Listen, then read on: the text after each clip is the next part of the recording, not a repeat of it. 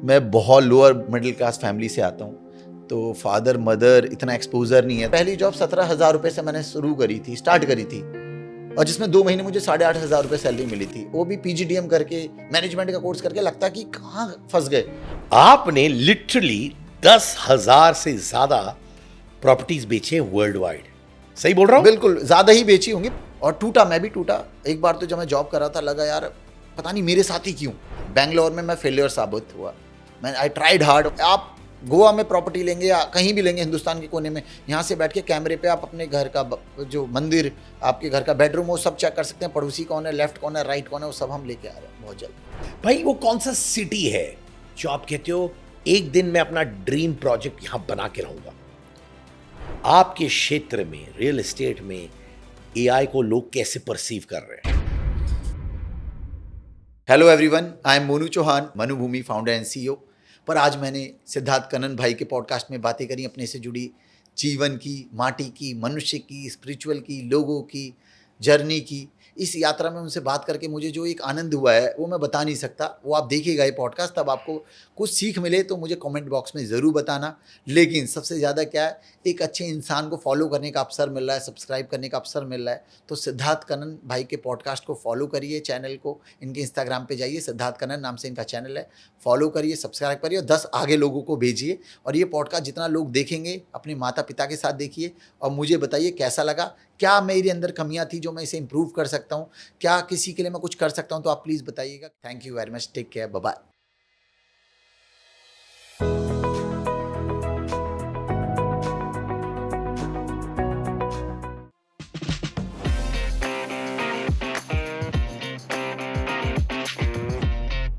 इनको लोग कहते हैं leader in the real estate world. कुछ लोग कहते हैं स्पिरिचुअलिटी में ये इतने घुसे हुए हैं कि लोगों के लिए चीजें करना चाहते हैं। डिसिप्लिन हो, दिलदार हो, याराना हो, लीडरशिप स्किल्स हो, या हम्बल बैकग्राउंड से इस मुकाम तक पहुंचना। CEO ऑफ मनुभूमि, मोनू चौहान मेरे भाई, कैसे हो आप? बढ़िया सर, बढ़िया। Thanks for the lovely introduction. नमस्कार। बहुत अच्छा लगा। अब मैं यहाँ पे आया, मैंने देखा कि किसी दोस्त को आप मिलते हो तो उसको फैमिली बना देते हो आप, and I could feel that. But मैं जानना चाहता हूँ मोनू, जो छोटा मोनू है ना, जो ख्वाब रख रहा था, एम्बिशंस रख रहा था। अभी आप रियल एस्टेट वर्ल्ड में बहुत जाने माने हो, पर मैं जानना चाहता हूँ कि बचपन से ही आप इतने एम्बिशियस थे? क्या होता है, कई बार हालात आपको एम्बिशियस बना देते हैं। तो आपने एक चीज़ पूछी ना कि बचपन से कैसे करा, तो क्या होता है, कभी भी किसी को डेस्टिनी का नहीं पता होता कहाँ ले जाती है, पर उसके हालात और उसके एक महत्वाकांक्षाएं उसे आगे ले जाती हैं, जो मुझे लगता है पर्सनली। तो सिद्धार्थ भाई क्या होता था, ऐसा सोचा नहीं था कभी रियल एस्टेट में आऊँगा, कभी नहीं सोचा था, नेवर थॉट ऑफ। लेकिन क्या होता है, डेस्टिनी है कि आज रियल एस्टेट कर रहे हैं हम। तो शुरुआत हुई क्या, आई पास ऑफ फ्रॉम गवर्नमेंट स्कूल। तो लोग कहते हैं गवर्नमेंट स्कूल से कुछ नहीं कर सकते, तो ये गलत है। तो I am the product of government school Delhi. फिर उसके बाद अपनी वैल्यूज़ जो मिलती हैं आपको माँ से मिलती हैं, आपके परिवार से मिलती हैं। और दोस्ती का, जो आपने दोस्त की जिक्र करी, एक ऐसा रिश्ता है जिसे आप खुद चुनते हो, खुद बनाते हो। तो दोस्त क्या है, वो फैमिली बन ही जाते हैं। तो जब मैंने शुरुआत करी रियल एस्टेट की, तो ये डेस्टिनी थी। तो ऐसा नहीं था कि रियल एस्टेट ही करूँगा, लेकिन एक जुनून था। तो जब मैं PGDM कर रहा था, तो रास्ते में जाता था तो कोई अंडर कंस्ट्रक्शन प्रॉपर्टी होती थी, तो मेरे अंदर ये जिज्ञासा होती थी कि जाके पता करूँगी क्या है। और वहाँ से ही ये कीड़ा मेरे अंदर आ गया था, और लोग कहते थे भाई तू रियल एस्टेट जरूर करेगा, और आज रियल एस्टेट शुरू करी। इनफैक्ट देखा जाए, आप प्रेसिडेंट थे और PGDAV कॉलेज 2007-2008 दिल्ली यूनिवर्सिटी के। यस, माने वो लीडरशिप स्किल्स आपके अंदर उसी वक्त थी? इतना कॉन्फिडेंस जो मैं अभी देख रहा हूं आपके अंदर, उस वक्त भी इतना ही कॉन्फिडेंस था? ये बचपन से ही ना, मतलब कॉन्फिडेंस की तो कभी कमी रही नहीं, क्योंकि ये समझ गए कि आत्मविश्वास ही आपकी जीत है। तो ये टीचर ने भी सिखाया था कि कोई है तो वो आपका कॉन्फिडेंस। तो जब कॉलेज में लड़ा, वो प्रेसिडेंट बनने के पीछे भी एक स्टोरी है। अरे बता, मुझे कहानियां बहुत पसंद है भाई। और ये रियल कहानी है। ये रियल कहानी क्या है, मुझे तो प्रेसिडेंट नहीं बनना था। तो मेरा एक दोस्त है, मैं उसका जिक्र कर देता हूँ, राहुल बेदी। तो उसके अंदर था कि मुझे पॉलिटिशियन बनना, तो सेक्रेटरी था 2006 में। साथ में उन्होंने कहा यार सेक्रेटरी रह लिया, मुझे प्रेसिडेंट बनना है कॉलेज का। मैंने कहा we will support you as a friend. आप क्या करोगे, उसके साथ कंधे से कंधा मिला के खड़े रहोगे। कुछ ऐसी चीज़ें हुई वहाँ पे लड़ाई झगड़े आपको पता ही है कॉलेज में सबसे ज़्यादा शुरू होते हैं, क्योंकि वहीं से लीडर बनता है। तो उन्होंने बैक स्टेप ले लिया, उसके घर वालों ने कहा कि we don't want to get into all this fight वाइट में। तो हमने कहा चलो ठीक है लड़ते हैं, और अब तू नहीं लड़ेगा तो फिर मैं लड़ता हूँ। उसने ही कहा कि तू लड़, फिर उसने वाइस प्रेसिडेंट का लड़ा, मैं प्रेसिडेंट का लड़ा, और एक डेस्टिनी देखिए, मैं प्रेसिडेंट बना, पूरा पैनल जीता, और अनअपोज्ड प्रेसिडेंट बना मैं तब कॉलेज का। बचपन में घर का माहौल कैसे था? क्या आप हम्बल बैकग्राउंड से आते हो? मैं बहुत लोअर मिडिल क्लास फैमिली से आता हूँ, तो फादर मदर इतना एक्सपोजर नहीं है। तो आपने नाम लिया ना बचपन से मोनू, तो मोनू नाम जनरली आप डॉक्यूमेंटेड नहीं देखोगे। ये क्या होता है, मोनू सोनू घर के नाम रख देते हैं अमूमन। तो मम्मी एक्सपोजर नहीं था, पढ़ाई बिल्कुल भी नहीं करी थी, पर हम्बल हैं बिल्कुल, और लोअर मिडिल क्लास फैमिली थे, तो घर के पड़ोस में स्कूल होता था। तो वहाँ पे गए तो क्या नाम है जी, बड़े का सोनू छोटे का मोनू। अब जब तक इतना समझ आई कि बोर्ड के एग्ज़ाम की मोनू घर का नाम होता है, रियल नेम डॉक्यूमेंट में होना चाहिए, फिर मैंने कहा सोनू निगम भी एक नाम है, बड़ा नाम है, तो मैंने कहा मोनू चौहान को एक बड़ा नाम बनाएंगे, और वहाँ से इट ऑल स्टार्टेड। जो हम्बल बैकग्राउंड जो है आपका, लोअर मिडिल क्लास वाला बैकग्राउंड, बहुत से लोग कहते हैं कि यार बड़े सपने देखना अच्छी बात होती है, और कुछ लोग कहते हैं इतने भी बड़े सपने मत देखो कि दिल को ठेस पहुंचे, दर्द हो। अब बड़े सपने देखते थे? मैं बचपन से ही बड़े सपने देखता था, क्योंकि रतन टाटा साहब को मैं बहुत बड़ा फॉलोअर था उनका, और हूँ और रहूँगा। उन्होंने सिखाया कि इंटीग्रिटी क्या होती है, ऑनेस्टी क्या होती है, एज ए प्रोडक्ट टाटा। तो वो ये कहते थे कि सपने वो नहीं जो आप दिन में देखते हो, सपने वो हैं जो आपको सोने नहीं देते। तो सपने देखना, जो सपने नहीं देख रहा वो क्राइम कर रहा है, जो सपने देखेगा ही नहीं उसे अचीव कैसे करेगा? तो गोल जो कोई रखेगा नहीं वहाँ तक पहुँचेगा कैसे? तो मैं सपने देखता था, जब कुछ नहीं था सोचता था अब मेरे पे साइकिल होगी। तो जब मैं पहली साइकिल लाया, वो खुशी मैं आज बयान नहीं कर सकता।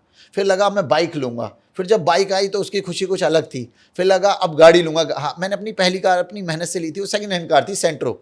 तो शाहरुख खान जी का एक ऑर्डर होता था, मेरे पड़ोसी सेंट्रो वाले हैं तो उसके बाद मैंने फिर अपनी नई वर्ना ली, फिर वहाँ से मर्सिडीज़ और अलग गाड़ियों का, लग्जरी गाड़ियों का सफ़र स्टार्ट हुआ वहाँ से। लेकिन सपने मैं आज भी देखता हूँ, और यहाँ पे रुका नहीं हूँ, अब सपने और बड़े होते जा रहे हैं। पर उस सपने को पूरा करने के लिए जो मेहनत है, जो डिसिप्लिन है, आई फॉलो दिस। 9 से 9 मैं आज भी काम करता हूँ। माने जो पहले जितने घंटे आप डालते थे उतना ही घंटे आज भी डालते हो? उससे ज़्यादा डालता हूँ मैं सिद्धार्थ भाई। हाँ। तो कहते हैं ना, कुछ लोग कहते हैं वर्क लाइफ बैलेंस है, ये भी करना है, इसको भी टाइम देना है, बॉडी को भी टाइम देना है, फैमिली को भी टाइम देता है। अब सिंपल सी एक बात है कि बच्चों को अच्छी परवरिश देनी है तो मेहनत करनी पड़ेगी, उन्हें अच्छी लग्जरी फैसिलिटी देनी है। माँ को अगर जो चार्टर्ड प्लेन में घुमाना है फैमिली को, तो मेहनत करनी पड़ेगी। तो मेहनत तो और ज़्यादा करनी पड़ रही है। अब मेहनत वो फिजिकल नहीं है, अब मेंटली मेहनत है, अब मैनेजमेंट की मेहनत है, अब और चीज़ों की मेहनत है। मेहनत का बस स्वरूप और प्रारूप बदला है, पर मेहनत उतनी है, उससे ज़्यादा है। परिवार में कौन कौन है अभी? परिवार में सब हैं, मैं उन्हीं के साथ रहता हूँ। तो अपने घर का नाम है कृष्णा निवास। तो फादर हैं, बड़े भाई हैं, he is a social activist और थोड़ा सा राजनीति में रहते हैं। भाभी हैं, होम मेकर हैं, फिर उनके बच्चे हैं 2, और जो मेरी भतीजी है वो आईएएस की प्रिपरेशन कर रही है, यूपीएससी की तैयारी कर रही है, और उसका गोल है। भतीजा साथ में है, फिर भांजा है, बीच वाले भाई हैं, फिर उनकी वाइफ, उनके बच्चे हैं, तो फिर मेरी वाइफ और मेरे बच्चे हैं। तो परिवार पूरा एक जॉइंट फैमिली है, और मैं उन्हीं के साथ रहता हूँ। बिना फैमिली के मुझे हमेशा अधूरा लगता, तो I don't believe in nuclear culture. Joint family की ताकत क्या है? देखिए, पहले तो मैं कहूँगा जॉइंट जो वर्ड जिसने जोड़ा ना, वो अलग हो जाना चाहिए। ये फैमिली है। जब आपका ब्लड एक जैसा है, माँ बाप वो हैं, भाई वो हैं, तो जॉइंट क्या होता है? फैमिली फैमिली है। तो मैं इससे इत्तेफाक रखता हूँ कि फैमिली के अंदर का रहने का, उससे मुझे क्या एडवांटेज मिलते हैं मैं बताता हूँ। ताकत है, हम एक दूसरे की कंधे से कंधा मिला के खड़े रहते हैं। आज क्या होता है, I am the youngest one in the family, पर अगर जो मैंने कोई डिसाइड कर लिया तो एवरीबडी फॉलो द सेम, कि किसी की बात को गिराना नहीं है, उठाना है। तो फैमिली एक दूसरे की ताकत होते हैं। आज मैं घर पे, मेरी ट्रैवलिंग बहुत रहती है, क्योंकि संघर्ष की कहानी बहुत लिखी जा रही है, लिखी गई कोविड के टाइम में भी और पहले भी। तो मेरी ट्रैवलिंग बहुत रहती थी, बेंगलोर, दुबई, मुंबई, पुणे, मेरठ, पानीपत, जयपुर, नोएडा, गुड़गांव, लखनऊ, 12 शहरों में ऑफिस में मैं काम करता था, सीखता था। तो अब वाइफ और बच्चे अकेले, फैमिली अकेली, तो क्या होता, भैया खड़े रहते थे। कई बार ऐसा हुआ इंसिडेंट, मेडिकल इमरजेंसी हो गई तो बड़े भाई ले गए। तो ये फैमिली ताकत होती है, तो पूरा साथ, हम साथ लेके चलते हैं पूरे परिवार को। यही मैं कहता हूँ, आजकल परिवार इतने छोटे होते जा रहे हैं यार, इतने छोटे होते जा रहे हैं। और हम लोग वो कल्चर से आ रहे हैं जहाँ पे भाई, फूफा जी, मामा जी, भतीजे सब अंडर वन रूफ है ना। एंड इसमें हमें मालूम है कि कुछ गड़बड़ी हो लाइफ में, ये लोग हमें गिरने नहीं देंगे। Emotional support. बिल्कुल आपने सिद्धार्थ भाई सही बात बोली कि एक होता है ना, blood is thicker than water, तो खून का रंग पानी से गाढ़ा होता है हमेशा। आप आपके अच्छा और समय आएगा तो सबसे पहले आपका परिवार और आपके मित्र आपके साथ खड़े होंगे। तो आपको ये सबको पता है कि वो खड़े रहेंगे, फिर भी क्या होता है, द्वेष, जलन, ये भावना लोगों को अलग कर देती है। कहते हैं ना कि इसकी कमीज मेरे से ज़्यादा लाइट कैसे, ब्राइट कैसे, पर उसके पीछे की जो मेहनत और ताकत है वो खुशी होनी चाहिए कि हमारे बीच में से कोई आगे बढ़ा तो वी शुड सपोर्ट हिम और हर। तो फैमिली एक ताकत है आपकी और हम सबको फैमिली को साथ लेके चलना चाहिए। तो पहला जॉब कौन सा था भाई? बहुत इंटरेस्टिंग बात बोली, मैंने फिर कहा कि ये सब डेस्टिनी होती है, आप कुछ सोचते कुछ हो, होता कुछ और है, करते कुछ और हो। हाँ। तो इसके लिए मैं एक बंदे को धन्यवाद दूंगा, अवनीश सारस्वत, मेरा दोस्त और भाई है, मेक माई ट्रिप में है वो आज अच्छी पोजीशन पे। और उसने मेरे को कॉल आई क्योंकि मैं दिल्ली हाइटो में दिल्ली में रहता था, तो उसके पास बाइक नहीं थी उस टाइम, वो साकेत में रहता था। तो उन्होंने कहा यार मेट्रो से आ रहा हूँ, एक जगह एक कंपनी है वहाँ पे तुझे मेरे साथ चलना है। तो मैं उस कंपनी का नाम भी ले लेता हूँ क्योंकि संघर्ष की कहानी वहीं से लिखी गई थी, इन्वेस्टर्स क्लिनिक। तो आज भी उन्हीं की वजह को मैं धन्यवाद देता हूँ, उन्हीं की वजह से मैं आज यहाँ पहुँचा। तो मेरा दोस्त कहता कि यार मेरे पे बाइक नहीं, तो मेरे साथ इंटरव्यू देने चलो। मैं कैजुअली फ्लोटर के अंदर, उस टाइम जमाना ऐसे ही चलता था, मैं चला गया उसके साथ। तो वहाँ एचआर ने कहा तुम भी आए तो तुम भी इंटरव्यू दे। तो मैं हैंड रिज्यूम बना के सेक्टर 18 में इंटरव्यू दिया। वहाँ से मैंने तो ज्वाइन कर लिया, पर उसने ज्वाइन नहीं करा क्योंकि वहाँ वेरिएबल सैलरी थी। थोड़ा सेल्स में टारगेट तो होती है, टारगेट तो लेने पड़ते हैं, पर उसकी कुछ अपनी मजबूरी थी तो वो ज्वाइन नहीं कर पाया। और वहाँ से मैं रियल एस्टेट में आ गया 15 साल, और वो ट्रैवल उसमें मेक माई ट्रिप की दुनिया में चला गया। तो दोनों अपनी जगह अलग खुश हैं, पर ये डेस्टिनी थी। यार कहते हैं ना, कभी कभार कुछ लोग आ जाते हैं आपकी जिंदगी में, आपको पता नहीं है कि उनका क्या है महत्व आपके लाइफ में। मैं उन्हें लोग नहीं कहूँगा सिद्धार्थ भाई, मैं उन्हें ना फरिश्ते कहूँगा। वो आपकी उंगली पकड़ लेते हैं, आपको पता नहीं हो भगवान ने भेजा है। आप यकीन मानना, मेरी पहली जॉब 17,000 रुपये से मैंने शुरू करी थी, स्टार्ट करी थी, और जिसमें 2 महीने मुझे 8,500 रुपये सैलरी मिली थी। वो भी पीजीडीएम करके, मैनेजमेंट का कोर्स करके। लगता कि कहाँ फंस गए, लेकिन कहा मेहनत तो करनी पड़ेगी। और सेल्स में कोई फ्री में तो कुछ नहीं देगा, फ्री में तो पानी नहीं मिलता आजकल। उस टाइम 50 रुपये में पैसे में एक गिलास मिलता था, वो जो उससे निकालते थे मशीन से। उस टाइम तो मिनरल वाटर का इतना क्रेज़ नहीं था, वहाँ पे यही चलता था 15 साल पहले। तो आप सोचिए, वहाँ से मेहनत कर करके उसी कंपनी में मैं डायरेक्टर बना। फिर लगा कि अब अपना करेंगे, और 11 शहरों में सीखा, फिर एज ए डेवलपर ये जर्नी स्टार्ट करी। क्या कहा आपने, फरिश्ते ना, फरिश्ते, बिल्कुल। उस वक्त उस इंसान का महत्व पता नहीं चलता है। जब आप लाइफ में देखते हो कि ये आया उस वक्त जब आपको जरूरत थी, और बिना बोले आपका हाथ पकड़ के कुछ ना कुछ करके चले जाते हैं लोग, या रहते हैं। ये फरिश्ते इसलिए बोला, और मैं तो बचपन से मेरे जिस लोगों ने मेरी सीढ़ी बन के मेरा साथ दिया, वो आज भी मेरी डिक्शनरी में, मेरे फ़ोन बुक में, टिल एटर्निटी, मरते दम तक वो साथ रहेंगे। और मैं वो ग्रेटिट्यूड वाला पर्सन हूँ कि थैंकलेस मुझे लोग पसंद भी नहीं है, ना मैं आसपास रखता अपने। तो मैं ग्रेटिट्यूड हमेशा उन्हें देता हूँ, चाहे वो मेरे गुरु हों जिन्होंने ट्यूशन में, स्कूल में, कॉलेज में, मेरे माँ बाप हो, मेरी फैमिली हो, मेरे दोस्त हों, सबको मैं ग्रेटिट्यूड देता हूँ, जिनकी वजह से आज हम यहाँ पहुँचे। और ये अभी शुरुआत है, अभी तो सपने कुछ और बड़े हैं। इनफैक्ट पीजीडीएम, उसके बाद आपने लिटरली 200 लोगों की टीम को लीड किया। इतनी बड़ी टीम को लीड करने के लिए, स्पेशली इनिशियल फेज में, वो टफ था? नहीं, जैसे मैंने कहा कि लीडरशिप तो खून में है ना। तो एक था हालात, जब प्रेसिडेंट बना सबने कहा पॉलिटिक्स में आगे बढ़। मैंने कहा नहीं यार, क्योंकि घर की स्थिति परिस्थिति ऐसी थी नहीं, मैंने आपको बताया। तो मैंने पढ़ाई करके जॉब को चुना। तो वहाँ से लीड करने के लिए क्या, पहले खुद सीखा, क्योंकि जब आप किसी को सिखा ही नहीं पाओगे तो खुद ही नहीं सीख पाओगे तो सिखाओगे क्या। तो वहाँ से पहले 2 लोग, 4 लोग, फिर मैं बचपन का दोस्त है प्रकाश, उसे साथ में लेके आया। फिर और दोस्तों को लाया, कुछ लोग टिके, कुछ नहीं टिके। फिर विकास, ऐसे करके मेरे सराउंडिंग में मेरे दोस्त, परिवार और अननोन लोग भी जुड़ते गए, वो नोन बनते ही चले गए, पता नहीं चला।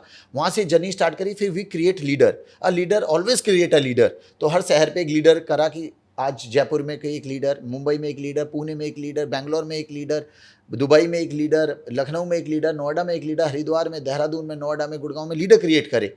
कोविड के कुछ प्रॉस थे, कुछ कॉन्स थे, पर उसने हमें एक चीज़ सिखाई, घर बैठ के भी काम किया जा सकता है। जूम, माइक्रोसॉफ्ट में मीटिंग पे हमने बैठे बैठे पूरे इंडिया में सुबह 9 बजे मीटिंग ले रहे हैं, सब डिसिप्लिन के साथ काम कर रहे हैं। वहाँ से लीडरशिप और ग्रूम हुई, thanks to my leader Honey Katiyal sahab, Sunny Katiyal sahab, Manoj Katiyal sahab, my gurus, my friends who supported me. जिन्होंने लीडरशिप सिखाई, फिर लीडरशिप क्रिएट हुई, लीडरशिप थी पर ग्रूमिंग करनी होती है। विराट कोहली था पर उसके लीडर ने उसे ग्रूम करा, सचिन तेंदुलकर थे पर ग्रूमिंग करनी पड़ी। वहाँ से लीडरशिप का सफ़र यहाँ शुरू हुआ और आज लगता है कि हज़ारों लोगों को रोजगार दे पाए हैं। आपने लिटरली 10,000 से ज्यादा प्रॉपर्टीज बेचे वर्ल्ड वाइड, सही बोल रहा हूं? बिल्कुल, ज़्यादा ही बेची होंगी पूरे इंडिया में, पैन इंडिया में, चाहे वो हैदराबाद हो, चाहे इंदौर हो, चाहे बाकी मैंने जो लोकेशन बताए, हर जगह बेची हैं। तो एक अलग एक्सपीरियंस रहा। तो यानी कि एक ट्रस्ट फैक्टर आपने बिल्ड किया बायर्स के साथ। बिल्कुल बिल्कुल। ये ट्रस्ट फैक्टर कैसे क्रिएट करते हैं? देखिए, ट्रस्ट बहुत इंपॉर्टेंट चीज़ है। आज ट्रस्ट ही एक ऐसी चीज़ है जो लोग हर कुछ दांव पे लगा देते हैं, विश्वास। तो आपको वो आपसे पहली प्रॉपर्टी मेहनत की लेते हैं। कुछ चीज़ें आपके हाथ में होती हैं, कुछ चीज़ें आपके हाथ में नहीं होती, पर आप अपनी तरफ से बेस्ट टू बेस्ट टेस्ट करते हो कि बेस्ट चीज़ें क्या दिलाएं। जब एक्सपीरियंस रहा तो क्या होता है, रियल एस्टेट में एक चीज़ है सिद्धार्थ भाई, हर पहला क्लाइंट प्रॉपर्टी नहीं लेगा, पर जो पहला क्लाइंट प्रॉपर्टी लेगा वो टिल आखिरी तक रहेगा लाइफ के। तो ये क्या होता है कि जब आप पे वो भरोसा करता है तो पूरा करता है। भरोसा कभी आधा नहीं होता, जैसे इज्जत कभी आधी अधूरी नहीं होती, पूरी होती है या नहीं होगी। कुछ लोग होते हैं ना, पैर छूते हैं वो घुटने तक छूते हैं, पैरों तक नहीं छूते, तो इज्जत भी पूरी होती है, आधी नहीं होती। तो ट्रस्ट भी पूरा होता है। तो जब मिले तो 10:1 का रेशो होता है। जब आप 10 लोगों से मिलते हो तब 3-4 लोग विजिट पे आते थे और एक प्रॉपर्टी लेते थे, कन्वर्जन रेशियो ऐसा होता था। तो 1 लाख 1.25 लाख लोगों से मैं ऐसे फेस टू फेस मिला, उनके दरवाजे पे गया, उनके पास मीटिंग पे गया, और मैं शुरू से ही डिसिप्लिन रहा हूँ। अब जो आपने कहा कि भैया आज सिंगापुर में भी मीटिंग है 7 बजे, तो मैं 6:55 पे सिंगापुर मिलूंगा। गुड़गांव में किसी ने कहा 8 बजे है, तो गुड़गांव नोन फॉर ट्रैफिक, पर मैं आपको 7:55 पे मिलूंगा। तो डिसिप्लिन इज द की। उन लोगों को ट्रस्ट करा कि मैं हूँ ना, तो वहाँ से ये जर्नी स्टार्ट हुई। और जिस लोगों ने कमाया, कुछ ने कमाया, कुछ अनफॉर्चुनेटली, मैं ये नहीं बोलूँगा कि पॉजिटिव ही रहा, उनके साथ थोड़े फंस भी गए, एनसीएलटी सुप्रीम कोर्ट भी आया और आज, लेकिन अब उनके साथ भी अच्छा हुआ। तो क्योंकि कुछ चीज़ें आप पे डिपेंड होती हैं, कुछ आप लोगों पे डिपेंड होते हैं, तो उसमें भी पूरा एक रोल होता है। आपका सबसे हार्डशिप मोमेंट क्या रहा है? यानी लिटरली आप टूटे हो और आपने अपने आप को बचा लिया। देखिए, हर एक की जीवन में कुछ अप एंड डाउन्स आते हैं, तो उसमें आपको मेंटली बहुत प्रिपेयर रहना पड़ता है। कहते हैं कि जब टफ टाइम आता है आपको और स्ट्रांग होना पड़ता है। तो पर्सनली भी कई बार आए ऐसे, घर में जब लगा कि यार घर बिखर ना जाए, दिक्कतें थी। मैंने आपको बताया कि जब आप लोअर मिडिल क्लास फैमिली से आते हो, चाहे वो फाइनेंस की दिक्कतें हों, चाहे और भी दिक्कतें थी घर परिवार की, मैं उस पर जिक्र नहीं करना चाहता। कई बार एडिक्शन लोगों को गलत चीज़ का पड़ जाता है, उसकी घर वजह से भी घर बर्बाद होने की कगार पे होते हैं। पर मेहनत तो करनी पड़ेगी ना, और मेहनत करनी पड़ेगी, और ज़्यादा स्ट्रॉन्ग माइंड रखना पड़ेगा। परेशानी किसके पास नहीं है, पर पढ़ाई करनी पड़ेगी, मेहनत करनी पड़ेगी, आगे बढ़ना पड़ेगा। तो वहाँ से शुरू हुआ कि नहीं, स्ट्रॉन्ग माइंड के साथ, स्ट्रॉन्ग हेड के साथ आगे बढ़ना है। और टूटा, मैं भी टूटा। एक बार तो जब मैं जॉब कर रहा था, लगा यार पता नहीं मेरे साथ ही क्यों। कहते हैं ना, जब गलत होता है तो लगता है मेरे साथ ही हो रहा है, तब हम भगवान को याद करते रहते हैं, लेकिन जब अच्छाई होती है तब भी तो भगवान है। तो उसमें मुझे लगा कि यार मैं ये नौकरी छोड़ दूंगा, मेरे पे साथ हो नहीं पा रही। एक टफ फेज़ आया, 2013-14 की बात है। तो मैंने अपने बॉस को उस टाइम बोला, मैंने लिटरली मेल करी, I am a man of commitment. मैंने कहा जो इस महीने मेरे से काम नहीं हो, मैं खुद रिज़ाइन दे दूंगा। तो यू आर शॉक्ड, क्योंकि परफॉर्मर का बैड फेस आया कभी, जैसे किसी स्टार की मूवी नहीं चलती तो दुख होता है ना। तो लगा यार शायद मैं बोझ ना बन जाऊँ।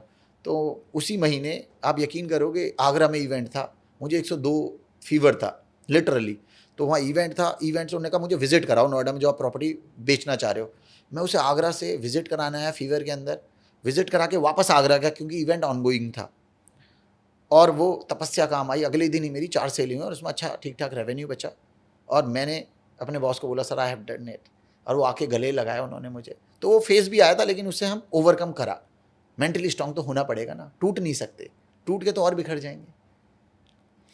आपने cities like Delhi, Noida, Gurugram, Lucknow, Jaipur, Bengaluru, Panipat, Meerut and international भी दुबई में हर जगह काम किया है।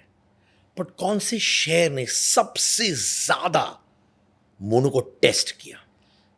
बिल्कुल, आपने सही क्वेश्चन पूछा। मुझे लगा जहाँ पे मैं परफॉर्म नहीं कर पाया, और इसमें मुझे बताने में कोई संकोच नहीं है, बेंगलोर में मैं फेलियर साबित हुआ। मैं आई ट्राइड हार्ड। वहाँ तो एक तो जाम की बहुत बड़ी प्रॉब्लम है, तो अपने आप में एक टास्क होता है। वहाँ पे कल्चर भी है कि आप रेंट पे घर लेने जाओ तो 1 महीने की जगह पूरे 11 महीने का रेंट लेते हैं वो। तो वहाँ पे करा, अपने दोस्त को मैं लेके आया, साथ में हमने खड़े रहे, उसने भी बहुत मेहनत करी। पर कई बार होता है आपको सफलता नहीं मिल पाती, लेकिन हम लगे रहे। पर एक टाइम के बाद हमने कहा अगर जो यहाँ पे नहीं मिल पा रही, we explore some other option.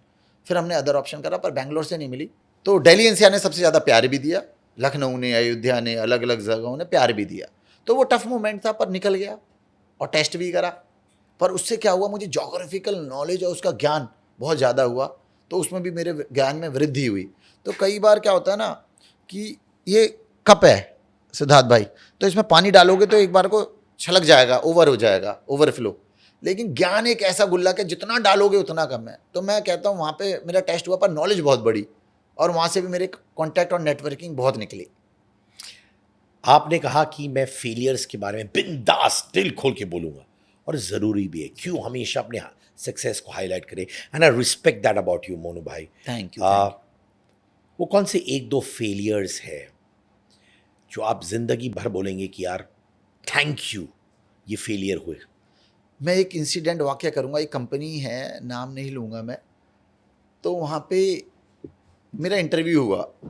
वो इंटरव्यू हुआ तब T3 एयरपोर्ट बन रहा था, और वो नामी ग्रामी कंपनी है, उसका IPO भी आया था बाद में। वहाँ पे एक HR थी। अब HR ने मेरे 3 राउंड हुए, एक पहला राउंड, फिर दूसरा राउंड प्रोडक्ट ब्रांड मैनेजमेंट का राउंड, और तीसरा फाइनल राउंड। मैं सिलेक्ट हो गया। मुझे ऑफर लेटर मिलता 14,000 रुपये का। अब मैंने तो PGDM करी, तो एक परसेप्शन बना हुआ था 50,000 से कम तो जाऊँगा नहीं मैं, पर फ्रेशर था तो ऑफर करा 14,000। उसमें 30 लोग आए होंगे इंटरव्यू देने, I got selected out of that. तो लगा, मैंने कहा यार क्या, मैं थोड़ा हंस गया कि यार 14,000 रुपये। अब जैसे ही मैं हंसा, HR को बुरा लगा। उसे लगा यहाँ लोगों को जॉब नहीं मिल रही उस टाइम, और आप हंस रहे हो। 2010 की बात बता रहा हूँ मैं। और उनको लग रहा था आप ओवर स्मार्ट बन रहे हो। या मे बी, लेकिन मैंने इंटरव्यू क्रैक करा था। मेरा कॉन्फिडेंस था, मेहनत थी कि यार मैं डिजर्व नहीं करता, मैं हक मांग रहा हूँ। अब जो मैं अपनी रिम्यूनरेशन ज़्यादा मांगू तो इसमें ओवर स्मार्ट में कहाँ है, पर उन्हें लगा शायद। तो उन्होंने कहा I need to think again. मैंने कहा आप क्या सोचोगे, I don't want to join. मैंने फिर वो ज्वाइन नहीं करी कंपनी, और मुझे वो अच्छा रहा जो मैं ज्वाइन कर लेता हूँ 14,000 रुपये की जॉब, शायद आज मैं 1-2 लाख रुपये कमा रहा होता। पर आज यहाँ पे फिर मैं लोगों को रोज़गार ना दे पाता, और अपना बड़ा नाम ना कर पाता, ये मनुभूमि ना बना पाता। मनोभूमि, मैं चाहता हूँ आप जैसे एक भाई को बोलते हैं ना, वैसे बताइए, इसको डिफाइन करिए, मनोभूमि है क्या? अगेन ये भी डेस्टिनी है। मैं लखनऊ में काम कर रहा था, मुझे लगा यार कहाँ करूँ कुछ, अब डेवलपर बनते हैं, औरों को बहुत बड़ा बना लिया, अब खुद बड़े बनने का समय आ चुका है। तो जब एज ए डेवलपर मैंने स्टार्ट करा, तो मैंने कहा कैसी ऐसी जगह है जहाँ पे कुछ पहले ढूंढना शुरू करते हैं। तो पहले तो आप ज़मीन ढूंढेंगे ना, कहीं भी लखनऊ में ढूंढी, अयोध्या में ढूंढी, उत्तराखंड में ढूंढी, नियर गोवा ढूंढी, अलग अलग जगह ढूंढी। तो श्री राम की कृपा रही कि हमने अभी ज़मीन ली, अयोध्या में ज़मीन ली। तो अयोध्या में जब ज़मीन ली तो अब लगा कि अकेले क्या कर सकते हैं, तो साथ में टीम होती है, अकेले आप कुछ भी नहीं हो। जब आप कुछ कर रहे होते हो तो उसके पीछे एक बिहाइंड द टीम, उसका बहुत बड़ा रोल है जो दिखती नहीं है, वो किसी भी फील्ड में हो तो उनका भी बहुत बड़ा रोल है। तो मैंने अपने बचपन के दोस्त को बोला कि भाई तू भी आ जा एज ए पार्टनर, एक्स उस पर, और दूसरे पे एक को और लाते। तो हमारे एक राम सर हैं, वो हमारे क्लाइंट भी थे, और राम ही हैं, तो अयोध्या में जा रहे हो तो राम की ज़रूरत है, राम के बिना तो कुछ कर ही नहीं सकते। तो मैंने कहा सर आप आओ। तो उनकी मदर है, 84 ईयर ऑफ एज है उनकी, 84 साल की यंग लेडी मैं उन्हें बोलूँगा, बहुत स्पिरिचुअल है। तो वो आए तो उन्होंने कहा कि नाम रखते हैं। तो मैंने बहुत ब्रेनस्टॉर्मिंग सेशन करी, उन्होंने करी। तो मनुष्य क्या है, मनु के शिष्य, मनुष्य मतलब ब्रह्मा जी के बेटे ऋषि मनु। तो वहाँ से हुआ भूमि, क्योंकि we are into land development, तो मनु भूमि वहाँ से क्रिएट हुई है। इसमें 2 फायदे और थे, क्योंकि मेरा नाम, मेरा इनिशियल M और नाम भी आ गया, मनु भूमि भी आ गया, लैंड डेवलपमेंट भी हो गया। और इसमें सपनों की आपने बात करी, हमने सपने भी जोड़े, यू ड्रीम, और हम बनाते भी हैं, आपके सपनों को साकार भी करते हैं, वी बिल्ड। तो यू ड्रीम वी बिल्ड करके हमने उसे साकार भी करा। ऐसे करके मनुभूमि स्टार्ट हुई। मुझे एक बात बहुत अच्छी लगी आपके बारे में, जब कॉन्वर्सेशन शुरू हो रहा था कैमरास के सामने, उससे पहले हम और आप बात कर रहे थे, ठीक है? हाँ जी। तो आपने बार बार मुझसे कहा कि सिद्धार्थ भाई, बीवी, बच्चों, माता पिता सबको अयोध्या लेके आओ, और आपने कहा ये मैं एज अ ब्रदर आपके लिए करना चाहता हूँ। तो मैंने रियलाइज किया एक बहुत ही स्ट्रॉन्ग स्पिरिचुअल एंगल है आपके अंदर, और मैं फील भी कर सकता हूँ यहाँ पे। जैसे आप बात करते हो डेस्टिनी की, आप बातें करते हो फैमिली की, आप बात करते हो कि कुछ चीज़ें होती है फरिश्तों के बारे में। ये स्पिरिचुअल साइड आपका कब आया था? बिल्कुल, पहले मैं इतना स्पिरिचुअल था नहीं, पर थोड़ा था। जैसे थर्सडे को मैं पीर मज़ार भी जाता था। फिर उसके बाद मैंने 20 साल पहले शुरू करा, शनि मंदिर में जाता था मैं। I am a big follower of Shanidev. तो कर्मदाता है वो, जो कर्म करता है उसे फल ज़रूर देते हैं। तो कर्मदाता शनिदेव। तो इट ऑल स्टार्टेड इन 2004। तो जब मैंने शनि मंदिर जाना स्टार्ट करा, अपने दोस्त विकास है बिट्टू, मैं उसके साथ जाता था, मेरा बचपन का दोस्त है। फिर क्या हुआ, बीच बीच में मैं इतना ज़्यादा स्पिरिचुअल नहीं था, पर मुझे लगा यार हम क्या कर रहे हैं एक टाइम के बाद, कुछ समय ये शरीर है किस लिए, भगवान का जाप करने के लिए, ध्यान करने के लिए, उनको याद करने के लिए, उन्हीं की वजह से हमें, पूरा मनुष्य, पूरा संसार, जीव जंतु उन्हीं की वजह से हैं। तो एक मेरा दोस्त है, वो भी बचपन का दोस्त है, मेरे बहुत दोस्त हैं जो मेरे वेल विशर भी हैं, सुमित कुमार धामा। सुमित धामा मेरा दोस्त है, उसने कहा यार 12 ज्योतिर्लिंग का क्या महत्व होता है, उन्हें समझाया, 12 ज्योतिर्लिंग करते हैं। इट ऑल स्टार्टेड, पहले एक ज्योतिर्लिंग से करी, तो हमने सबने मिलके, प्रकाश, मैं, धामा ने, हमने मिलके ये जर्नी, ओडिसी जर्नी स्टार्ट करी, और इसमें धामा और मैंने 12 ज्योतिर्लिंग कर लिए, 4 धाम कर लिए, कामाख्या मंदिर गर्भगृह में पूजा करी, आपका वैष्णो देवी माता के दर्शन करे, तिरुपति तिरुमला में दर्शन करे, आपका शनि सिग्नापुर के दर्शन करे, साईं शिरडी साईं बाबा के करे, खाटू श्याम बाबा के करे, नीम करोली बाबा के करे, आपका राम मंदिर के करे, आपके पीताम्बरा माई के करे, आपके बाके बिहारी के करे। उसके बाद लगा अब इंडिया में तो हो गया क्या, फिर पशुपतिनाथ, सोमवार के दिन, महाशिवरात्रि के दिन, एकादशी के दिन हमने पशुपतिनाथ नेपाल में दर्शन करे। ये आप नहीं करते, ये एक ओडिसी जर्नी होती है, और ये सब 2 साल में हुआ है, 2.5 साल में हुआ चमत्कार। तो ये मेरे दोस्त को भी मैं धन्यवाद दूंगा, क्योंकि आपके साथ वो खड़ा रहा, मैं चलूंगा तेरे साथ, हम चलेंगे, तो एक से भले 2। तो हमने वहाँ से जर्नी शुरू करी। फिर मुझे लगा अरे तो बड़ी अनुभूति हुई मुझे लगा कि भगवान के पास हम, कितना अच्छा है, कितनी फील गुड होती हैं चीज़ें, और हर चीज़ इससे नहीं जुड़ी जाती, क्या मिलेगा, आप क्या कर सकते हो, ये मैटर करता है। वहाँ से करी। अब मैं क्या करता हूँ, जो भी राम मंदिर जाना चाहे कोई भी, या किसी 12 ज्योतिर्लिंग में जाना चाहे, तो मैं सिद्धार्थ भाई के माध्यम से इनके पॉडकास्ट में कहना चाहता हूँ, आप मुझे एक बार मैसेज करिए मेरे इंस्टाग्राम पे, यूट्यूब पे, और मैं पूरा स्पॉन्सर करूँगा, और आपके VIP दर्शन जो भी करा सकते हैं, भगवान चाहेंगे वो सब मैं कराऊँगा। कि मुझे लगता है कि मेरे हो गए तो बाकी सबके माँ बाप के होने चाहिए, क्योंकि मेरी माँ, मेरी वाइफ, इन सब के होगा, और ये दोनों भी भगवान से बहुत ज़्यादा लगाव रखते हैं। मेरी वाइफ भी बहुत स्पिरिचुअल है, माँ भी बड़ी स्पिरिचुअल है। Mental depression, mental breakdowns, specially entrepreneurs नहीं, अब हर इंसान के साथ ये हो रहा है। अब देखो, कोई एम्प्लॉय हो सकता है कंपनी में, एंटरप्रेन्योर्स जो बिजनेसेस चलाते हैं, हार्डशिप्स आते हैं, ये सब। तो मेंटल डिप्रेशन से हटने के लिए क्या स्पिरिचुअलिटी एक बहुत इंपॉर्टेंट ताकत होती है?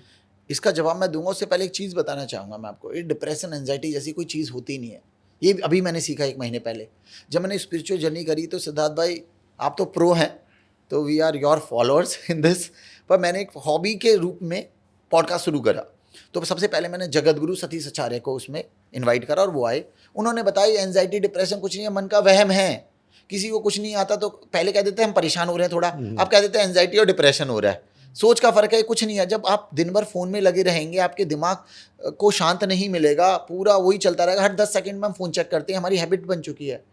फ़ोन के बिना हम रह नहीं सकते, ये हैबिट बन चुकी है।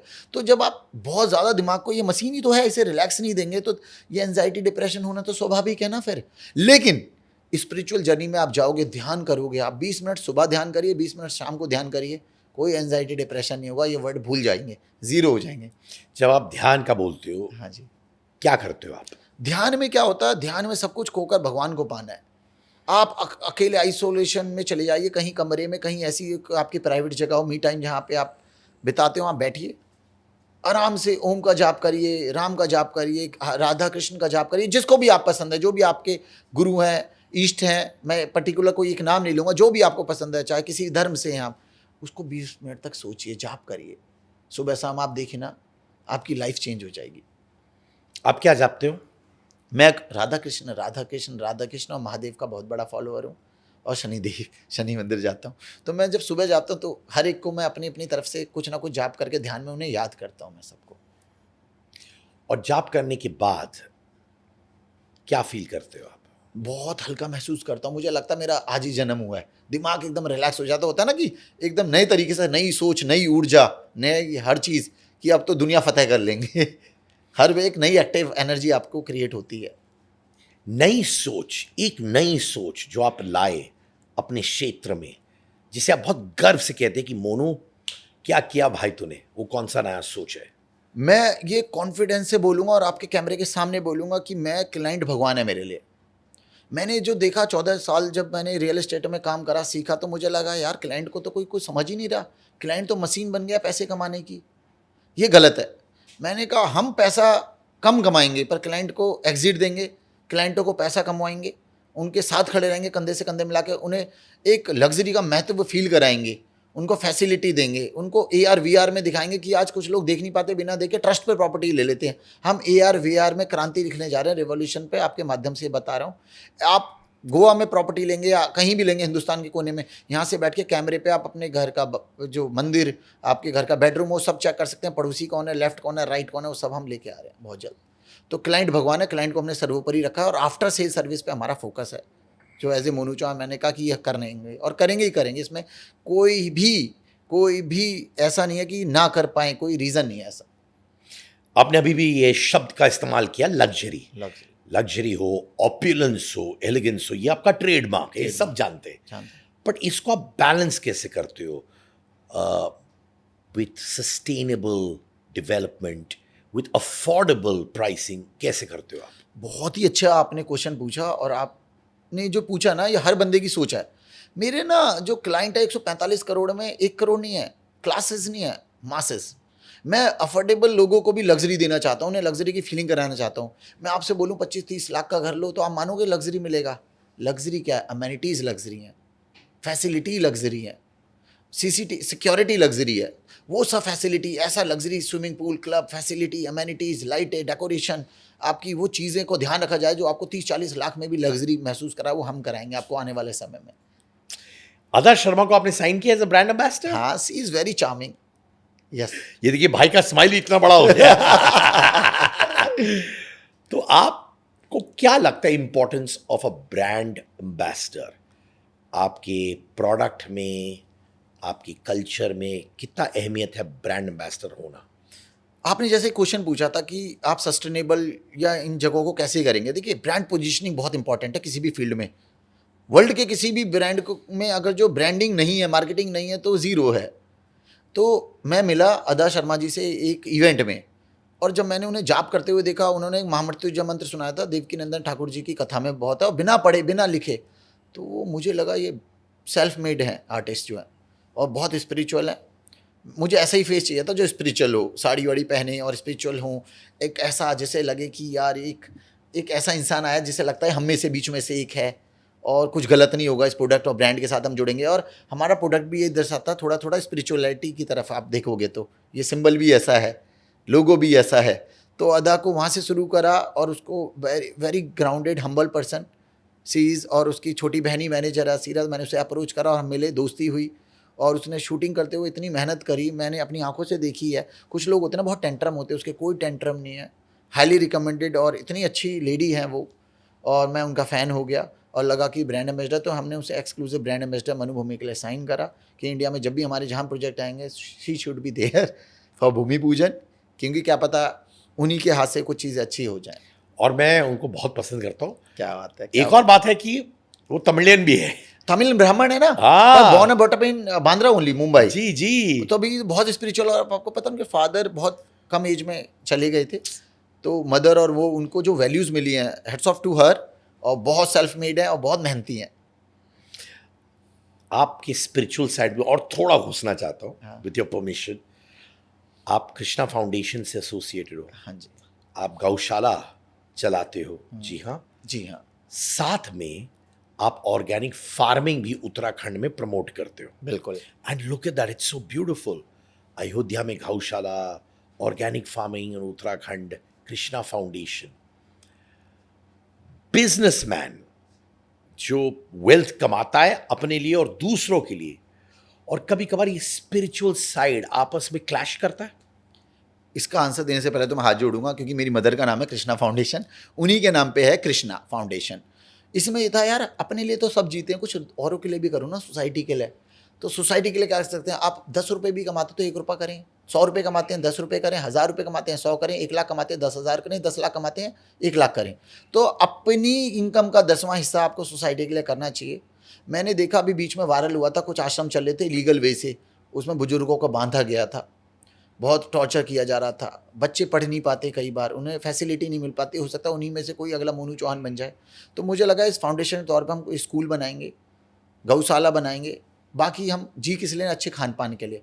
आज पॉल्यूशन है हर जगह, सब में मिलावट है, मैं नहीं बोलूँगा हर चीज़ में मिलावट, पर 99% तो मिलावट का ही खाना हम खा रहे हैं, तो जहर है। तो लगा ऑर्गेनिक है, तो राम सर हैं हमारे जो पार्टनर भी हैं, उनका पाटकोट, जिम कॉर्बेट में एक जगह है, तो वहाँ पाटकोट में फार्म है उनका 5 एकड़ में, और वो ऑर्गेनिक फार्मिंग ही करते हैं, चाहे वो चीज़, घी, दूध, चावल, लीची, आम, जो सीज़न होता है वो जुपिटर के साथ, चीज़ों के साथ उन्होंने उसकी एजुकेशन भी प्राप्त करी है, और वो बहुत ही एडवांस लेवल पे कर रहे हैं। तो मैं जब किसी से मिलता हूँ सिद्धार्थ भाई, तो मैं उसे गिफ्ट देने की जगह उसे घी का डब्बा देता हूँ साहिवाल का, कि आप इसे खाइए, हष्ट पुष्ट रहिए, ऑर्गेनिक सब्जी खाइए, तो मैं रिकमेंड करता हूँ। और फाउंडेशन इसलिए, देखो हमारे हिंदू धर्म में क्या जाता है, पहली रोटी गाय को, ये कहा जाता है ना, आखिरी रोटी कुत्ते को। तो पहली रोटी जो गाय को दी जाती है, हमने कहा यार गाय को है तो गाय के लिए कुछ करते हैं, गाय रोडों पे घूमती रहती है, जितना हम कर सकते हैं। तो अयोध्या में गौशाला खोली, रंग महल वाले गुरुजी मेरे गुरु हैं अयोध्या में, श्री श्री 1008 महंत राम शरण दास जी, तो उन्हीं के सानिध्य में हमने गौशाला खोली अयोध्या में। जब आप जाएंगे ना वाइफ और फैमिली के साथ, वहाँ होके आना गौशाला में, अपने हाथ से उन्हें कुछ खिलाना, और यू विल लव देम। इतनी छोटी छोटी साहिवाल गाय जो ब्राउन कलर की होती हैं, तो वहाँ पे गौशाला खोली, और उसका दूध अब आप पूरे अयोध्या में हम लोगों को पहुँचाने की कोशिश कर रहे हैं। और इसके पीछे पता है एक साइंस भी है, मैं आपको बताऊँ। हमने पाटकोट में क्या करा, जो गांव के विलेजर्स हैं, हमने कहा यार इन्हें रोजगार देते हैं, तो इससे रोजगार से भी जोड़ा हमने, एम्प्लॉयमेंट देने के। तो हमने क्या करा, 50-100 जो गाय थी, वो गाय हमने गिफ्ट करी उन्हें, गांव वालों को फ्री ऑफ कॉस्ट। बस हमने उनसे एक कंडीशन रखी कि हम आपसे कोई पैसा ले रहे, इनका दूध भी आप हमें बेचेंगे, फ्री में नहीं देंगे, बेचेंगे, आप इनका सही से पालन पोषण करोगे, ये कमिटमेंट ली हमने। उन्हें गाय दी, तो पूरे उस गांव में पर्टिकुलरली हमारी गाय, और वो दूध देते हैं, उससे हम उसके प्रोडक्ट बनाते हैं, और सबको जो भी बेस्ट कर सकते हैं उसको पहुंचाते हैं वहाँ तक। क्या बात है। हाँ जी। बिजनेसेस को सक्सीड करना और बेटर हो जाता है जब आप सोसाइटी को कुछ दो अपनी साइड से। बिल्कुल, ये एक ऐसा ही एग्जाम्पल है, जैसे अगर जो आप समुद्र में कोई बॉटल फेंकते हो, वापस आपको लौटा के देती है। पर ये नेगेटिव एग्जाम्पल है, लोग समुद्र में पानी में कुछ भी गंदा डाल देते हैं। पर पॉजिटिव एग्जाम्पल देता हूँ, आप गिवर्स गेन बनोगे, देने वाले बनोगे, तो भगवान आपको 100 गुना ज़्यादा दोगा। कुछ लोग होते हैं हंटर प्रवृत्ति को, लेने वाले बनते हैं। तो हमारे कहावत है, बी अ फार्मर। फार्मर क्या होता है, सबको देता है, वो कहता है मैं अच्छी फसल उगाऊँ, सबको कुछ क्या दे सकूँ। तो देने वाले जब बनेंगे, ये हाथ ऐसा रहेगा तो आप सक्सीड करोगे, आपको लौट के आएगा। आप ऐसे रहोगे तो जिंदगी भर बेगर्स ही रहोगे, और बेगर्स आर नॉट चूजर। मैं देखता हूं कि आपके अंदर इतने सारे पहलू है, एक एंटरप्राइजिंग बंदा, एनर्जी वाला, फिर एक इमोशनल बंदा when it comes to family, एक स्पिरिचुअल बंदा, ये सारे लोगों का मिश्रण एक इंसान के अंदर है। Outside board rooms, outside this office, Monu Chauhan कैसा इंसान है? मैं जैसा हूँ ऐसा ही हूँ, लेकिन क्या होता है जब ये प्रोफेशनल होता है, मीटिंग होती है, तो आपको थोड़ा स्टिक भी रहना पड़ता है कई बार। एक मैंने फादर से ये चीज़ सीखी, गुरु से सीखी। कई बार वो आपको गलती करने पे पिटाई भी करते थे, हमारी बहुत हुई है, झाड़ू से भी पिटाई हुई है हमारी। तो हम उससे हमारे टाइम में हम लोग को बहुत मार पड़ती थी। मार चप्पलों से भी मार पड़ी है हमें। तो फिर वो पड़ी, तो लेकिन प्यार भी माँ ही करती थी कि खाना खा ले, तूने खाना नहीं खाया होगा। तो जो लीडर होता है ना, वो अपनी टीम को फैमिली की तरह तो रखता है, लेकिन उससे टारगेट भी पूछेगा, उससे जवाबदेही भी देनी पड़ेगी, तो उस टाइम आपको सीरियस रहना पड़ता है। पर वैसे नॉर्मल है। और जब मेरा मी टाइम होता है, मैं थोड़ा स्पिरिचुअल हूँ और थोड़ा अपने बॉडी पे ध्यान देता हूँ, तो मैं स्पा लवर भी हूँ। मुझे श्रोधारा लेना बहुत पसंद है, वो जो आता है, पर उससे बड़ा स्ट्रेस फ्री हो जाते हो आप। तो श्रोधारा आप लोग भी ट्राई करो एक बार, सिद्धार्थ भाई आज ही करो आप भी। अरे रे पक्का, मैं नोट कर रहा हूँ ये सब। मैं गिफ्ट करूंगा, अभी होटल में जाइए, मैं बुक करता हूँ आपके लिए। How sweet. श्रोधारा। आपके 15 साल हो गए हाँ जी, काम करते हुए? 2010। काम तो मैं बहुत पहले से ही कर रहा हूँ, लेकिन ऑफिशियली काम करते हुए 15 साल हो गए। माने 15 years of Monu Chauhan full time. जिंदगी की सबसे बड़ी सीख क्या रही है? इंटीग्रिटी से काम करो, मेहनत के साथ काम करो, डिसिप्लिन के साथ काम करो। ये 3 चीज़ें मैंने सीखी। कुछ लोग शॉर्टकट में अमीर बनना चाहते हैं, there is no shortcut of the life. जिससे आप बनोगे, शॉर्टकट का पैसा जैसे आता है वैसे ही जाता है, लेकिन आपके अंदर स्किल डेवलप हो गई, आपने मेहनत से करा है, वो कभी नहीं जाएगा, वो हमेशा आपके पास रहेगा। तो वो चीज़ सीखी, मेहनत और इंटीग्रिटी। चोरी चकारी पे ध्यान नहीं देना, शॉर्टकट के पैसों पे ध्यान नहीं देना, मेहनत करनी है, गोल रखना है, लक्ष्य रखना है, उसे बड़ा करना है। जितना लक्ष्य बड़ा होगा वहाँ तक आप करोगे। मैं एक एग्जांपल बताता हूँ, मेरे टीचर ने बताया था, अगर जो आप कहोगे आप बस 35 मार्क्स आ जाऊँ, वो पक्का फेल होता है। जो 50 मार्क्स की सोच रखता है 35 ले आता है, जो 70 सोचता है वो 60 आते हैं, जो 100 सोचता है 90 आते हैं, और जो कहता है 100 करनी है वो 99 तक आ जाता है। तो जितना बड़ा लक्ष्य होगा, आपका भाला भी वहीं तक जाएगा, सोच भी वहीं तक जाएगी। कुछ 100 स्प्रिंट में दौड़ होती है ना, 100 मीटर दौड़ते हैं, कुछ 500 मीटर, कोई 1000 मीटर। जब वो दौड़ते हैं तो उसके आसपास क्लोज करते हैं, वो जीतते हैं। कुछ जो हारते हैं वो आसपास सेकंडों का फर्क होता है। तो वो लक्ष्य तो रखना पड़ेगा ना कहीं काम तो करना ही पड़ेगा। और लर्निंग इज़ वेरी इंपॉर्टेंट। कहते हैं ना, लर्निंग का वर्ड क्या है? लर्निंग का पहला वर्ड है एल, लर्न करते हो। जब आप लर्न कर देते हो हट जाता है एल, क्या हो जाता है? अर्निंग। तो लर्निंग कब अर्निंग बन जाती है? You never know. इवन जब आप गाड़ी का ड्राइविंग लाइसेंस लेते हो तो वो लर्निंग देते हैं 1 महीने के लिए, फिर वो हटा देते हैं एल को। तो एल हटाना तो अर्निंग पे आओ, लर्निंग हटा दो। लेकिन लर्निंग जीवन भर चलती रहती है, वो किसी भी फील्ड में अलग तरीके से होगी फिर वो। कभी ऐसा सिचुएशन आया है कि यहां पे बहुत सारा धन आपकी ओर आ रहा है, पर आपको इंटेग्रिटी पे कॉम्प्रोमाइज करने का मौका आया, मोड़ आया, फिर आपने क्या चूज किया? है तो इंसान ही। तो ऐसे कई बार ऑफर आए, जब मैं जॉब कर रहा था तो आया किसी और लोगों से कि तू ये छोड़ दे, यहाँ मत कर काम, हमारे साथ कर ले, ये बड़ा बना देंगे, ये कर लेंगे। वो कमिटमेंट दी, जो मैं एक सैलरी ले रहा था उससे 5 गुना कमिटमेंट करी। पर मैं इंटीग्रिटी के साथ 14 साल एक ही कंपनी में साथ में कंधे से कंधा मिला के खड़ा रहा उस कंपनी में। मैंने कभी इधर और उधर देखा नहीं। शादी का घोड़ा होता है ना, क्या होता है, नागिन डांस चल रहा है, कोई कुछ कर रहा है, इतने लोग उसे धक्का दे रहे हैं, पर वो हिलता नहीं है। वो क्या करता है, दूल्हे को अपनी डेस्टिनी तक लेके जाता है। कभी आपने देखा कि शादी के जो घोड़ी या घोड़ा कुछ भी कह लें, वो उसे लेके भाग जाता है? 99% वो उसे डेस्टिनी तक पहुंचाता है। एक रेस का घोड़ा होता है। पर यहाँ पे जब आप फोकस हो तो शादी का घोड़ा है। लेफ्ट राइट नहीं देखना, अपने काम, मछली की आंख जैसे अर्जुन ने देखी थी, सिर्फ वहां देखना। वहां देखना है। तो वही देख के फोकस होके काम करता हूँ। कभी फोकस खोया है? हाँ हुआ, कई बार डिस्ट्रैक्शन हुआ, गलत चीज़ों में पड़े, या लगा यार ये तो फंस गए, तो वहाँ से निकले भी, फिर सोचा और बड़ा करेंगे, कोई बात नहीं, ये सीख है। मुझे कभी लॉस भी होता तो मैं कहता हूँ ये नई सीख है, कोई बात नहीं। और जो आपके साथ नहीं था वो था ही नहीं, वो टेम्पररी जुड़ा था आपसे। माइंडसेट, लाइक माइंडेड लोग ज़रूरी हैं लाइफ में। कई बार गलत और अच्छे लोग मिल जाते हैं, वो आपको और पीछे धकेल देते हैं। तो be aware of these people. आप आगे बढ़िए, अपना गोल अपना फिक्स रखिए। लोग आएंगे जाएंगे, पर यू कीप मूविंग। आपको आगे बढ़ते रहना है, बिना डरे, डटे रहना है साहस के साथ। बहुत सारे मिसकंसेप्शंस होते हैं रियल एस्टेट एंटरप्रेन्योर्स के बारे में। जैसे कुछ लोग कहते हैं कि यार अंडर कंस्ट्रक्शन प्रॉपर्टी मत खरीदो क्योंकि वो अटक जाएगा, फंस जाएगा। कुछ मिसकंसेप्शंस जो आपने सुनी है रियल एस्टेट एंटरप्रेन्योर्स के बारे में, जो आप कहते हैं बहुत सी गलत है, ऐसा है नहीं, वो क्या है? देखिए, कहीं बार चिंगारी होती है तभी आग लगती है। तो लोगों की भावनाएं हैं, ये एक सपना होता है। घर एक ऐसा सपना है जो लाइफ में बंदा या तो एक बार लेगा या 2 बार लेगा। जो इन्वेस्टर कुछ लिमिटेड है उन्हें छोड़ दूं तो 99% लोग 1 से 2 बार लेते हैं। तो सपना उनकी मेहनत की कमाई होती है, जो हार्ड एंड मनी होती है। जैसे उन्होंने बहुत तरीके से, मैंने बहुत एग्जांपल देखे, लोगों ने कैसे कैसे प्रॉपर्टी ली, लोन से लेते हैं, होम लोन अलग शुरू हो जाता है। जब रेरा कानून नहीं आया था तो उससे कुछ डेवलपर डिफॉल्टर भी हुए। उन्होंने अपनी चद्दर से ज़्यादा पाँव भी फैलाए, फिर डिलीवरी भी नहीं करी, उससे लोगों के सेंटीमेंट हर्ट हुए पूरे हिंदुस्तान में। अब जब चिंगारी निकली, आग लगी, तो ये रेवोल्यूशन बना, फिर सुप्रीम कोर्ट में गया, फिर पार्लियामेंट से कानून बने, लोअर हाउस और अपर हाउस से, फिर रेरा बना 2016 में, और 1 मई 2017 से एग्जीक्यूशन हुआ। तो प्री रेरा ये चीज़ें होती थीं, लेकिन पोस्ट रेरा 1 मई 2017 के बाद अब रेरा में बहुत सारे नॉर्म्स है। प्रमोटर की ड्यूटी रिस्पॉन्सिबिलिटी है, एजेंट की ड्यूटी रिस्पॉन्सिबिलिटी है, जो दिला रहा है मीडिएटर है, उस पर भी चालान कटेगा आप सबका।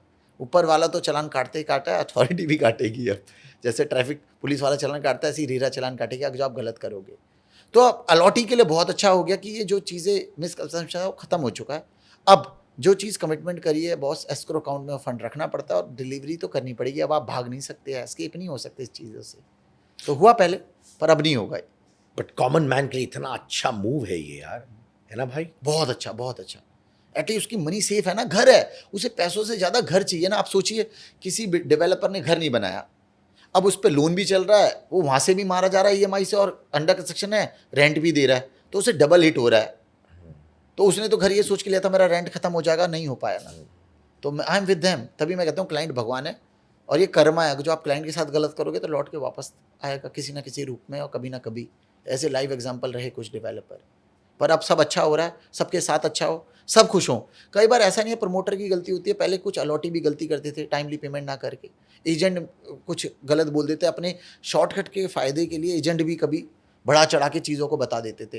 तभी मैंने कहा यार ब्रोकरेज नहीं करूँगा, मैं झूठ नहीं बोल सकता। जब से मैं स्पिरिचुअल हुआ हूँ मैं झूठ नहीं बोल पाता सिद्धार्थ भाई, इसलिए मैंने ब्रोकरेज छोड़ी और डेवलपर बना। तो भैया ब्रोकरेज में कहीं ना कहीं आपको लोग प्लस करके बताते हैं चीज़ें, पर ठीक है इस देयर प्रोफेशन। पर एज ए डेवलपर अब हम अथॉरिटी हैं तो मुझे झूठ बोलने की कोई ज़रूरत नहीं है, मुझे ऐसा लगता है पर्सनली। भाई वो कौन सा सिटी है जो आप कहते हो एक दिन मैं अपना ड्रीम प्रोजेक्ट यहां बना के रहूंगा? मेरा ना कोई ऐसा नहीं है कि इसी सिटी में ड्रीम प्रोजेक्ट बनाऊंगा। मैं कहूँगा मैं मल्टी सिटीज़ में प्रोजेक्ट बनाऊंगा, पर अच्छा बनाऊंगा। और we are into land development, मुझे हाई राइज में अभी नहीं जाना। वही बात कि अपनी जो केबिन की डायरेक्शन है ना सिद्धार्थ भाई, आपने अभी देखा होगा वो चारों तरफ ऐसा था, कहीं ना कहीं वांटेड एंड अनवांटेड वो डेवलपर स्टक हो गए। तो ऊपर वाले का संदेश है तुझे हाई राइज में नहीं जाना, लैंड डेवलपमेंट करो, प्लॉटिंग दो, बाहर से अच्छा एलिवेशन रखो, एक जैसी खूबसूरती रखो, उसमें सारे घर एक जैसे लगे, swimming pool, club facility, CCTV, security, services अच्छी रखो। यही मेरा काम है। 2 साल में 2 प्रोजेक्ट करो अच्छा है, रादर 5 साल में 1 प्रोजेक्ट करो। अगर आप रियल एस्टेट एंटरप्रेन्योर नहीं होते तो क्या कर रहे होते? तो शायद मैं या तो मैं लॉयर होता या मैं पॉलिटिशियन होता। ये 2 गोल थे ना, तभी तो मैं प्रेसिडेंट था तो लगता था, लेकिन तब वो उतनी चीज़ें नहीं थी तो एज ए ये आएंगे। पर थैंकफुली थैंक्स टू गॉड कि मैं रियल एस्टेट डेवलपर ही हूँ। I am also very very happy, क्योंकि आप रियल एस्टेट डेवलपर के साथ साथ आप बहुत सारी स्पिरिचुअल चीजें लोगों के लिए कर रहे हो, और लोगों के लिए कर भी सकते हैं इस प्रोफेशन में, है ना? बिल्कुल। आपने आमिर खान के साथ बहुत टाइम बिताया हाल ही में मुंबई में, और कुछ चीज़ें थी जो मुझे मालूम है कि आपने ऑब्जर्व की और आपने कहा यार मैंने कितना सीखा है। वो क्या था? सर आमिर खान बोलूँगा मैं उन्हें, ही इज़ द चैम्पियन। उन्होंने एक बात बोली थी कि लोग मुझे जानते कहाँ हैं। उन्हें तो उनकी फिल्मों से लोग जानते हैं ना कि सुपरस्टार आमिर खान साहब हैं, पर नहीं, ये मिथ चेंज हो गया, परसेप्शन जो उनके लिए था। जब मैंने उनके साथ समय बिताया 6 घंटे, मैं अपने जगत गुरु जी के साथ गया उनके घर पाली हिल्स में, तो he is connected to his अम्मी, बहुत ज़्यादा प्यार करते हैं, फैमिली को चलने वाले इंसान हैं, बिल्कुल हम्बल ग्राउंडेड आपकी मेरी तरह हैं। कोई ऐसी चीज़ें नहीं हैं जो उन्हें दुनिया से यही अलग बनाती है कि बहुत हम्बल नेचर उनका, ग्राउंडेड नेचर, कोई शो ऑफ नहीं। जमीन से जुड़े हुए हैं। ज़मीन से जुड़े इंसान, इस स्टारडम को छूने वाला इंसान, ज़मीन से जुड़ा। मैंने रियल लाइफ में पहली बार किसी को देखा है सामने से। इतना बड़ा स्टारडम पाने के बाद लोग कई बार उसे संभाल नहीं पाते, ये बहुत ज़रूरी है। उनके साथ समय बिताया, पाली हिल्स में उनके घर रहा। अब उनका जो घर था वो बहुत पुराना जिसमें वो पैदा हुए, तो उन्होंने कहा मेरी इससे यादें जुड़ी हुई हैं। लोग बदल देते हैं घर और अपडेटेड कर लेते हैं, वो उसी से रहे, इससे पता चलता है उनका नेचर, उनका और लोगों की बहुत सोचते हैं। अभी उन्होंने कुछ फाउंडेशन पे काम करें जिसमें पानी की कमी है महाराष्ट्र में, उसके ऊपर बहुत काम करें। तो आमिर खान साहब इज़ ए चैम्पियन। वो कमर्शियल के पीछे नहीं भागते, वो कहते कि कैसे मैं लोगों तक ज़्यादा मैसेज पहुंचा सकूं।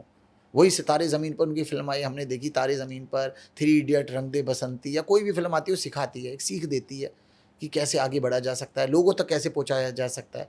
तो कॉमर्शियल माइंड नहीं लगा मुझे उनका। उनका एक हार्टेड पर्सन जिसको आप फॉलो कर सकते हो, जिसको इंस्पिरेशन ले सकते हो, ही इज़ द वन। तो आमिर खान साहब अपने आप में एक यूनिक पर्सनैलिटी हैं और hats off to him the guy. क्योंकि मैंने उसका 6 घंटे जो बिताए वो उनके वैल्यूबल 6 घंटों में से एक, और लाइफ लॉन्ग मेरे साथ रहेंगी वो मेमोरी। बहुत चीज़ें थी, मैं आपको शॉर्टकट में नहीं इतना बता सकता, लेकिन बहुत कुछ वो कर रहे हैं इस समाज के लिए भी और मैसेज देने के लिए भी। और चैंपियन है, जो बंदा अपने माँ और परिवार को साथ लेके चलता है तो उसके बाद तो दुनिया ही खत्म है ना। आप भी इमोशनल हो, आमिर खान भी इमोशनल, और मैं भी बड़ा इमोशनल बंदा हूँ, हम सब इमोशनल हैं। इमोशनल है। कब लास्ट आप रोए थे? रोया था, मैं फिल्में देख के भी रो जाता हूँ। मैं इतना मैं भी emotional बिल्कुल ऐसे हूँ। हूँ। मैं तो पॉडकास्ट में रो जाता हूँ हाँ, भाई। मैं तो जब एक रियल कोई इंसिडेंट आता है, सितारे ज़मीन पर मैं रो गया था। कोई फिल्म आती है नरसिम्हा, उसमें एक ऐसा था प्रहलाद वाला सीन, मैं तब रो गया था। मैं अपने वाइफ और फैमिली के साथ गया था वहाँ देखने, बच्चों को ऐसी चीज़ें दिखानी चाहिए, थोड़ा ज्ञान देना चाहिए, तो तब मैं रो गया। तो मैं रो जाता हूँ, रोने से मन हल्का हो जाता है, तो रोना भी सही है कभी ना कभी। एआई से कुछ लोग बहुत मजे ले रहे हैं एआई के, अरे एआई आ गया, और कुछ लोग डर भी रहे हैं कि एआई एक दिन हम ह्यूमंस को रूल करेगा, जॉब्स चली जाएंगी, लोगों के पास काम नहीं रहेगा क्योंकि सब चीज़ एआई करेगा। आपके क्षेत्र में, रियल एस्टेट में, एआई को लोग कैसे परसीव कर रहे हैं? बहुत ही अच्छा, आज के टाइम के हिसाब से आपने एक क्वेश्चन पूछा है, आर्टिफिशियल इंटेलिजेंस। तो इसके कुछ प्रॉज हैं, कुछ कॉन्स हैं। प्रॉज पे बात करते हैं। प्रॉज ये है, टाइम सेविंग है। आज chat GPT, Grok, deep search, ये सब चीज़ें आ गई, आप गूगल की जरूरत नहीं है। आप 1 सेकंड में कुछ भी नॉलेज के लिए डालो, you will get the accurate answer. ये पॉजिटिव भी है। आने वाले टाइम पे आप टेक्नोलॉजी को रोक नहीं सकते, रिवॉल्यूशन है, ये बढ़ती चली आएगी। जब 90s में कंप्यूटर आया था तो कुछ लोगों ने यहाँ पे, आपको पता है LIC ने भी धरना दिया था कि हमारी जॉब खा जाएंगी, लोगों की जॉब खा जाएंगी, कंप्यूटर आ रहा है, डेटा उसमें होगा। पहले तो हाथ से लिखते थे हम सब, लेकिन ऐसा नहीं हुआ। पर इसके कुछ नेगेटिव हैं, जो लोग इसको डीप फेक की तरह यूज़ कर रहे हैं। ये आमिर खान साहब की भी एक वरी थी, वो कह रहे थे यार इस रेवोल्यूशन को हम रोक नहीं पा रहे, पर ये गलत है। कई बार इसमें कुछ लोग, आपको पता है, स्कैम हो रहे हैं, चाहे वो वीडियो हो, डीप सर्च हो, डिजिटल अरेस्ट हो, कितनी चीज़ें गलत हो रही हैं। अरे फिल्मों में भी यार एंडिंग चेंज कर रहे हैं लोग, चेंज कर रहे हैं एंड में AI। और आप देखो अभी नरसिम्हा जो पूरी मूवी बनी, उसमें एक भी कैरेक्टर नहीं था, सारी AI, सारा VFX। जो आने वाली फिल्में होंगी, अब दौर होगा तो लोगों के इमोशन ही खत्म हो जाएंगे। मुझे तो डर है, मैं फिल्म देखने जाऊँ तो रो पाऊंगा या नहीं, क्योंकि उसमें मुझे पता चला अब ये AI से बना है, VFX है, नेचुरल नहीं है, जो नेचुरल इमोशन होते हैं।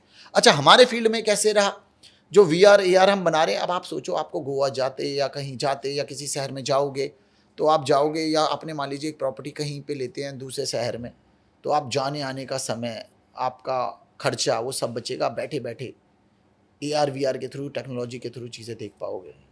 आज हमारी चीज़ों में भी ये आ रहा है, हमारे सॉफ्टवेयर में भी ये आ रहा है कि आप फेस से रिकॉग्निशन चीज़ें कर पाओगे। आज ये सब चीज़ें आ रही हैं, तो इसके कुछ महत्व भी हैं, पॉजिटिव भी है, पर बी अवेयर आपको नेगेटिव चीज़ों से। जो डीप फेक आ रहा है, जो आप दिन भर फ़ोन में हमें रहते हैं, ये भी एक ड्रॉबैक है। इसको भी एक समय निकाल के जितना अच्छा उतना, ये सब हमारी बातें सुन रहा है आज भी, जो हम बातें बोल रहे हैं, तो ठीक है, उसके कुछ पॉजिटिव भी हैं, कुछ नेगेटिव भी है, पर अफसोस कि आप इसे रोक नहीं सकते। और आने वाले टाइम में ह्यूमन का काम भी सब AI ही करेगा, रोबोट ही करेंगे। तो ये चीज़ है, पार्ट ऑफ लाइफ है, इसे बनाना पड़ेगा, इसे भागना नहीं है, सीखना पड़ेगा, हर एक को सीखना पड़ेगा। और आने वाला समय ही AI का है। क्या ह्यूमंस AI को कंट्रोल करेंगे या AI ह्यूमंस को कंट्रोल अच्छा, आपको मैं इंसिडेंट बताऊँ, मैंने बहुत अच्छी बात पूछी एक। आपको ये बात बताता हूँ, अभी क्या हुआ, एक सुना है ये, आई डोंट नो इसके पीछे कितनी सच्चाई है, पर ये वायरल हो रहा है। तो एक बंदे ने कुछ रोबोट बनाया, उसमें हर चीज़ें डाल दी कि तुझे इरेज नहीं करनी, ये नहीं करना, वो नहीं करना, ये सब सिखा दिया उसे। अब क्या हुआ, एक दिन उसने कुछ वो हुआ, उसे लगा यार ये हानिकारक हो सकता है, वो कहता है डिलीट। तो उसने, कैन यू बिलीव मी, उस रोबोट ने कहा अगर जो तूने मुझे डिलीट करा तो मैं तेरा सारा वो वायरल कर दूंगा, तेरी जो पर्सनल लाइफ की बातें भी हैं। सोचिए, और ये गूगल करिएगा, आप, आई डोंट नो, पर ये वायरल चल रहा है अभी।